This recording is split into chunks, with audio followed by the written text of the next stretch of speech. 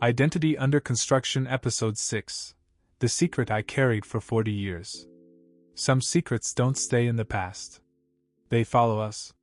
They shape how we see ourselves, how we trust others, how safe we feel in our own bodies, and sometimes they hide so deeply that we don't even realize how much influence they have over our lives. For 40 years, I carried a secret I didn't fully understand.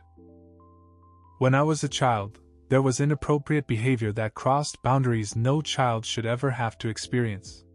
At the time, I knew something felt wrong, even if I didn't have the words to explain it. Immediately, I told my mother.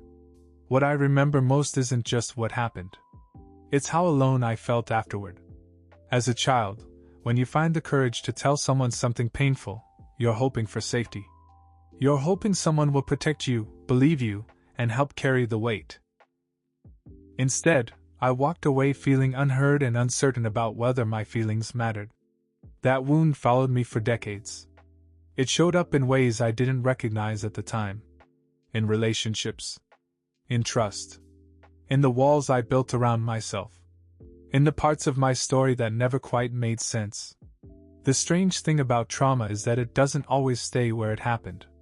Sometimes it buries itself. Sometimes memories become fragmented, tucked away in places we can't easily reach.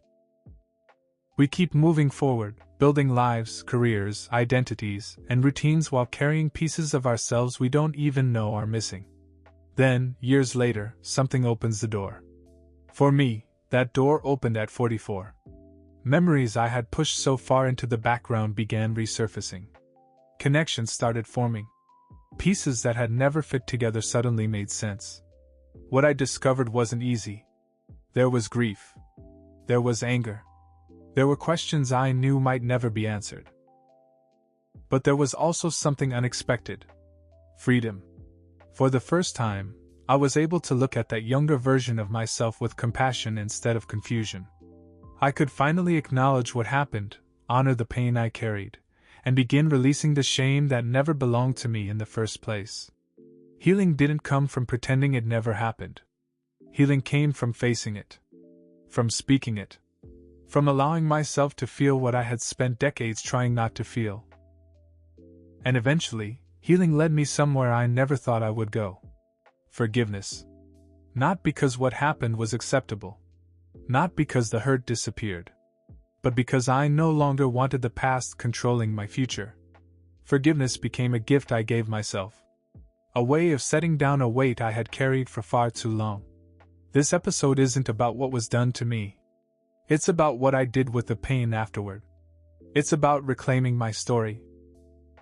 It's about surviving something I never should have experienced and discovering that healing is possible, even after 40 years. Sometimes the longest construction projects are the ones happening inside of us. And sometimes the strongest foundations are built from the truths we've been afraid to tell.